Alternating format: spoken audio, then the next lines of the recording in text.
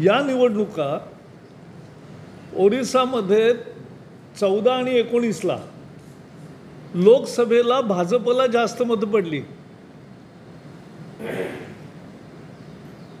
आणि त्या मानाने विधानसभेला निवडणुकीत त्याच दिवशी कमी पडली।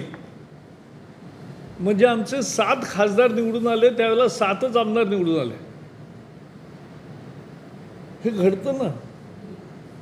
त्यामुळे मतदारांच्या आणि नवीन पटनायकांना विधानसभेत ते प्राधान्य द्यायचे, यावेळेला विधानसभेलाही आम्हाला मिळालं। हा लोकांचा निर्णय असतो। त्यामुळे विरोधक हे सामान्य मतदारांना त्यांना समजत नाही वा त्यांना मूर्ख समजतात। हाच त्यांचा सगळ्यात म्हणजे काय म्हणायचं वेडेपणा आपण म्हणत नाही, पण आम्ही एवढंच म्हणू की त्यांचा हा नाकर्तेपणा आहे आणि परिस्थिती न समजून घेण्यासाठी ते आज विरोध करतात। तसंच ईव्हीएमचंही बोलतात। अरे म्हणजे आत्ता लोकसभेत तुम्ही जेव्हा जिंकलात 30 जागा त्यावेळेला ईव्हीएम चांगलं होतं आणि आता म्हटले ईव्हीएम वाईट झालं, म्हणजे कमाल झाली। अहो ईव्हीएम जर कोणी मॅनिप्युलेट करू शकलं असतं तर मग 240 वर कशाला कोण थांबेल? कमालच झाली। आणि निवडणूक आयोगाने आव्हान दिलं खुलं, 8 दिवस सगळे मशीन ठेवलं, सगळं त्याचं तंत्रज्ञान वगैरे तिथे लिहिलेलं होतं, कोणीही येऊन ते हॅक करून दाखवावं। नाही करता येत। आणि भारताची निवडणूक पद्धतीवर आपल्याला केवढा आनंद पाहिजे। 70 कोटी लोकांनी मतदान केलं आणि 24 तासाच्या निकाल सगळे तयार झाले। 24 कशाला, खरं म्हणजे 15-20 तासातच सगळे निकाल झाले। तर अमेरिकेच्या राष्ट्रपतीपदाच्या निवडणुकीचा आपल्याला निकाल माहीत झाला आहे, तरी कॅलिफोर्नियात अजून मतमोजणी चालू आहे। कॅलिफोर्नियामध्ये मतमोजणी चालू आहे।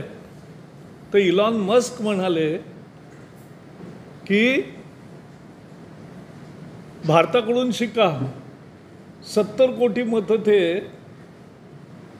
इतक्या दिवसात मोजू शकतात आणि आपल्याला 10 कोटी मतं मोजता येत नाहीत, ते एका दिवसात मोजतात।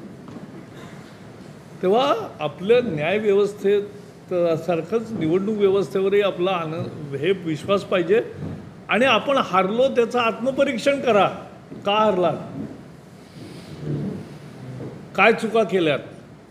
Bharatiya Janata party thinking party आहे। त्यामुळे आणि मी त्यावेळेला कोल्हापूरला खूप यायचो। 84ला आमच्या फक्त 2 जागा आल्या होत्या आणि काँग्रेसच्या 440 जागा आल्या होत्या, 414 जागा आल्या होत्या 84मध्ये। पण आम्ही विचार करून आत्मपरीक्षण करून काय वाढायचं, कसा पक्ष वाढवायचा, सगळीकडे वाढवायचा याचा नीट विचार केला, योजना केली, त्याप्रमाणे सातत्याने काम केलं। म्हणून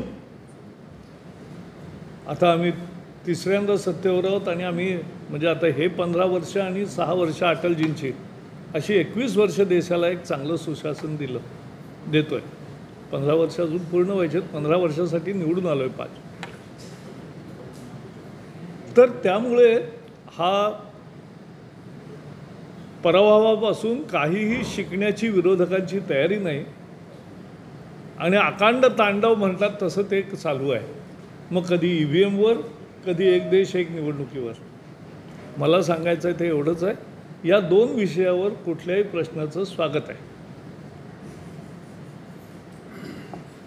कुटुंबियांसमवेत आलो कारण आमची कुलदेवता महालक्ष्मी आहे, त्यामुळे अंबाबाईचं दर्शनासाठी आलो। खरं मित्र हो, विरोधकांना काय झालं आहे हे मला कळत नाही। राहुल गांधींनी लोकसभेतल्या विरोधी पक्षनेत्यांनी खासदारांवर हल्ला करावा आणि ते पडले आणि 2 जण हॉस्पिटलमध्ये ॲडमिट आहेत, त्यांचा MRI काढण्यात येत आहे।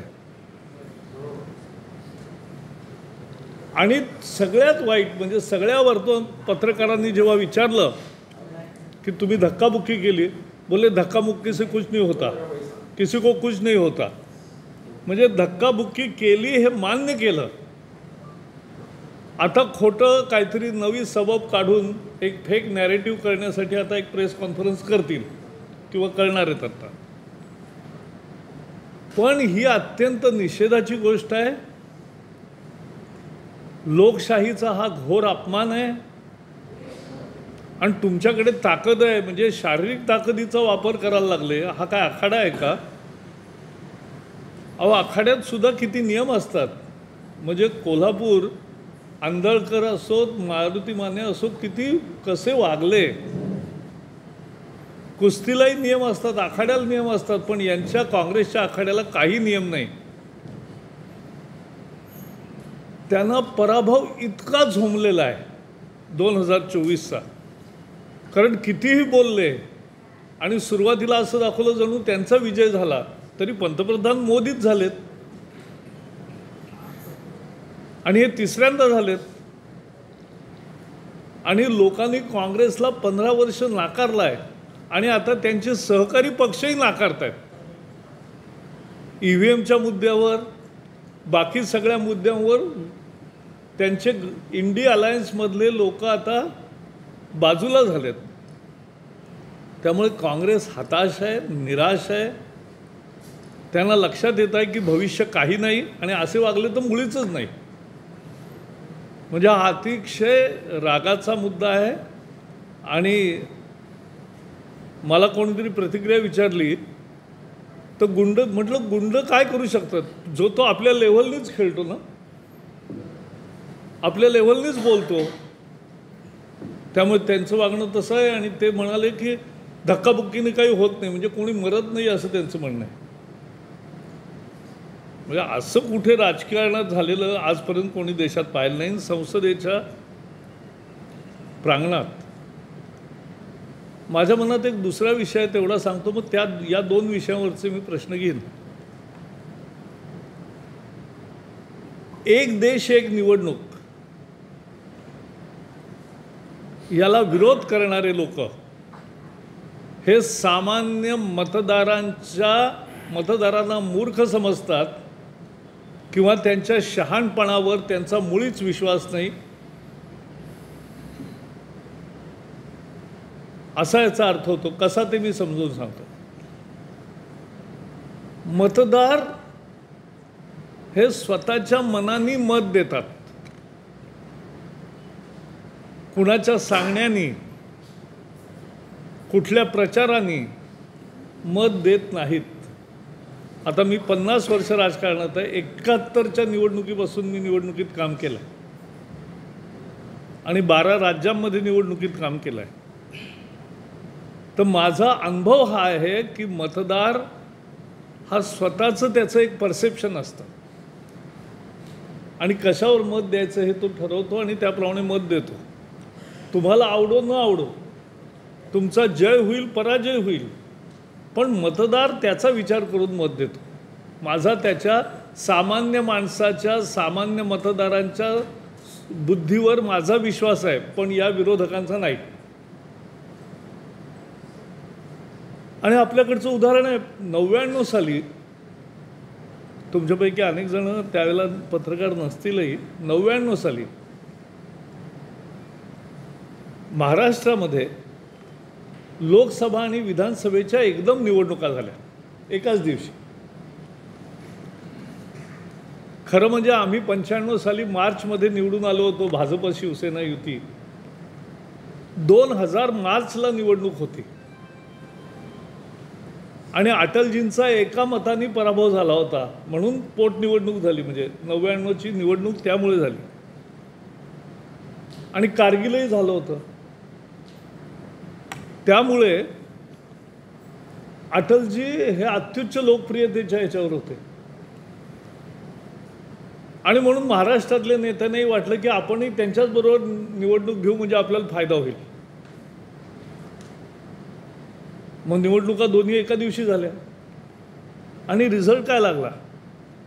लोकसभेमध्ये भाजप शिवसेना युतीला 40% मतं पडली. 40%. आणि त्याच दिवशी त्याच क्षणी मतदान केलेल्या विधानसभेत भाजप सेना युतीला 30% मतं पडली. हा फरक 10%चा नाही मित्रांनो.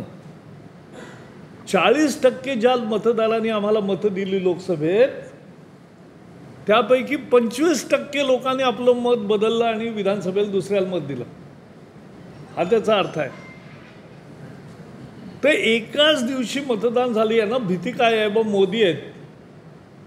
खरी भीती ही आहे, जे बोलत नाहीत ते, की मोदी आहेत त्यामुळे लोकसभेतही ते येतील आणि विधानसभेतही ते येतील असं त्यांना वाटतं. पण असं नसतं. मतदाराला मूर्ख समजू नका. तुम्ही चांगलं काम केलं तर निवडून येतील, आणि तुम्ही नाही चांगलं काम केलं, लोकांच्या पसंतीला नाही उतरलात तर तुम्ही पडाल. आणि म्हणून मतदारांना मूर्ख नका समजू. त्यांचं शहाणपणावर विश्वास ठेवा आणि त्यांचा विश्वास जिंकण्यासाठी प्रयत्न करा. हे राजकारण असतं. पण त्याच्याऐवजी विरोधकांनी एक देश एक निवडणुकीलाच विरोध चालवला आहे. ओरिसा आणि आंध्रमध्ये एकाच दिवशी निवडणुका होतात, लोकसभा आणि विधानसभेच्या. काय